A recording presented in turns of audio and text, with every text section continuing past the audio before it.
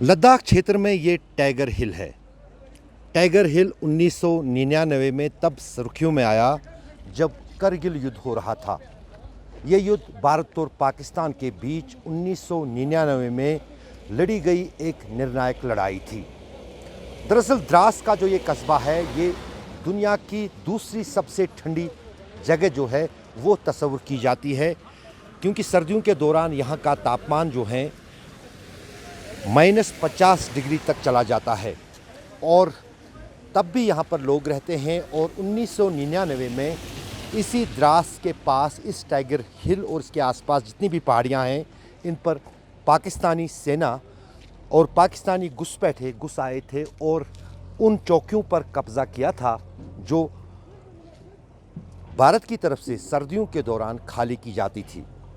दोनों देशों के बीच एक समझौता हुआ था, जिसके चलते दोनों देशों को ये सहमति बनी थी कि सर्दियों के दौरान लाइन ऑफ कंट्रोल के पोस्ट्स पर किसी तरह का कोई जो है कोई तैनाती नहीं रहेगी, लेकिन उसी में जो है विश्वासघात करते हुए पाकिस्तानी घुसपैठी, पाकिस्तानी जहादी और पाकिस्तानी सेना उन पोस्ट्स में घुस आई।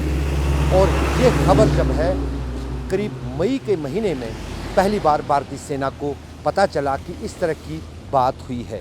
ये द्रास का मार्केट है, ये अब काफ़ी बड़ा हो गया है, लेकिन तब 1999 में 23 साल पहले इस बाज़ार में इस तरह की चहल पहल और आवाजाही नहीं थी। अब तो ये काफ़ी बदल गया है। 23 साल में द्रास का कस्बा यहाँ तक कि अब ये पर्यटन के नक्शे पर भी आया है, लेकिन तब यहाँ इस तरह के हालात नहीं थे। 1999 में जब करगिल युद्ध हुआ था तो उस जंग को कवर करने के लिए यहाँ पहुँचे पत्रकारों में मैं भी एक पत्रकार था, जो उस युद्ध को कवर करने के लिए 26 मई 1999 को यहाँ इस कस्बे में पहुँचा था।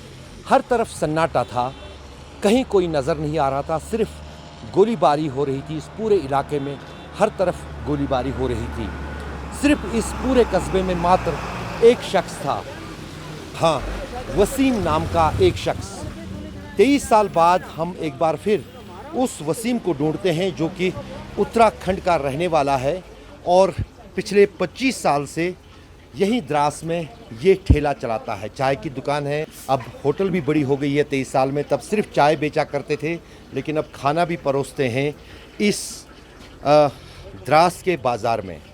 वसीम भी अब बुज़ुर्ग हो गए हैं हमारी तरह, और तब बहुत छोटे थे। 23 साल पहले कैसे उनके साथ हमारी मुलाकात हुई थी और तब क्या हुआ था, वो हम वसीम भाई से ही जानने की कोशिश करेंगे। वसीम भाई, अस्सलाम वालेकुम। वालेकुम। क्या हाल चाल, आप खैरियत से? उस टाइम तो बहुत बुरा हाल था, अब तो सही है, अब तो अमन चैन है। नहीं, मुझे ये बताइए, दरअसल अब विजय दिवस मना रहा है पूरा देश। 26 जुलाई को विजय दिवस है, उसकी तैयारियां 2-3 दिन से शुरू हो गई हैं। उस दिन का मंजर बताइए जब आपने हमें चाय पिलाया था। मात्र आप इस द्रास कस्बे में थे, बाकी सब लोग कहाँ गए थे? बाकी कोई ले, कोई श्रीनगर, कोई मिंजी, कोई इधर पानीपत। आप अकेले कैसे यहाँ पर रुक गए थे? क्या वो कारण था कि आप यहाँ से नहीं चले गए थे? मुझे रोका गया, पुलिस वालों ने रोका। अरे आप तो रुको यहीं। कहाँ आर्मी वालों ने रोका? हाँ, आर्मी वालों ने। क्यों रोका, क्यों? क्या हमारे को चाय कौन पिलाएगा? अच्छा, उनको पता था कि आप यहाँ द्रास के कस्बे में इस बाजार में चाय पिलाते हैं लोगों को, आने जाने वाले? हाँ, सबको पता था उनको। तो किसने आपको, आर्मी का वो याद है आपको, वो कौन अफसर था, क्या आपको कहा? थोड़ा कहानी बताइए विस्तार से। वो वहीं का देहरादून का था वो अफसर। आप भी तो उत्तराखंड के ही हैं? हाँ। अच्छा। उन्होंने रोका मेरे को बोला तेल चाहिए, मटी तेल चाहिए, दूध का टीन चाहिए, कोई भी चाहिए सामान हमसे लेना। ये हमारा आदमी को खाना खिलाना बस। अच्छा, मैं उनको खाना खिलाता रहा। तो जो यहाँ के लोग, क्योंकि मुझे भी याद है जब हम 26 मई 1999 को यहाँ आए थे, यहाँ तो एक भी बंदा कहीं हमें देखने को नहीं मिला, सिर्फ आप ही मिले थे। तो सब बाकी जो लोग थे वो फिर कब वापस आए और कितने देर ये जंग चला, क्या हाल था, थोड़ा सा हमारे दर्शकों? 2 महीना तो लगातार चला है जंग। हाँ। अच्छा, उधर से आता था बम सीधा पार बैराज में। अच्छा, गिरिम में पड़ता था, इधर पड़ता था। भागते थे, मैं ड्राइवर को रोकता था, ट्रक वालों में रोको चाय तो पियो। नहीं, सीधा भागते थे। सीधा भागते थे। सीधा भागते थे बेचारे, क्या करेंगे, डर पर सबको है अपना अपना। अच्छा आप वसीम भाई एक बात बताओ, अब 23 साल हो गए आज, 23 साल में अब कितना बदल गया ये पूरा इलाका, तब क्या था अब क्या है? उस टाइम तो वो मंजर ऐसा गंदा था, वो कोई हिसाब ही नहीं है। कोई आदमी इधर से भागता था, कोई इधर को भागता था। और अभी तो अमन चैन है, सब आराम से है, कोई दिक्कत ही नहीं है।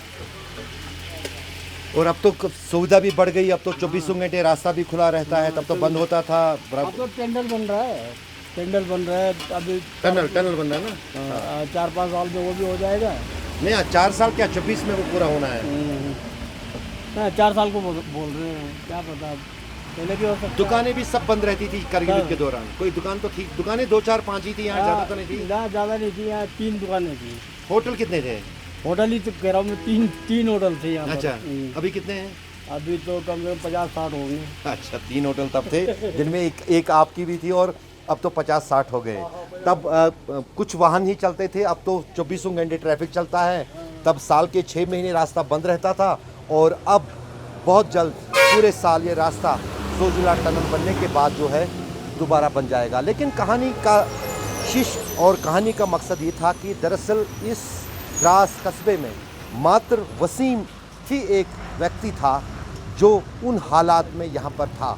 बाकी जितने भी द्रास के निवासी थे वो अपने अपने घरों को छोड़कर या तो अपने रिश्तेदारों के यहाँ गए थे सुरक्षित जगहों पर, या तो फिर लेह गए थे, या फिर श्रीनगर गए थे, या जिन्होंने अफोर्ड किया था वो तो पूरे तरह से लद्दाख से ही भाग गए थे। लेकिन वसीम भागता कहाँ, वो तो मजबूर था यहाँ पर रहने के लिए, और उसने भी उन सेना के जवानों की तरह ये युद्ध लड़ा जिस तरह जिन्होंने पहाड़ियों पर लड़ा। लेकिन वो उनका युद्ध और उनका कंट्रीब्यूशन या उनकी सेवा जो देखी जाए तो उन सभी जवानों को वो कम से कम चाय यहाँ इस द्रास के खाली कस्बे में पिलाते थे जो करगिल युद्ध में शामिल हो रहे थे।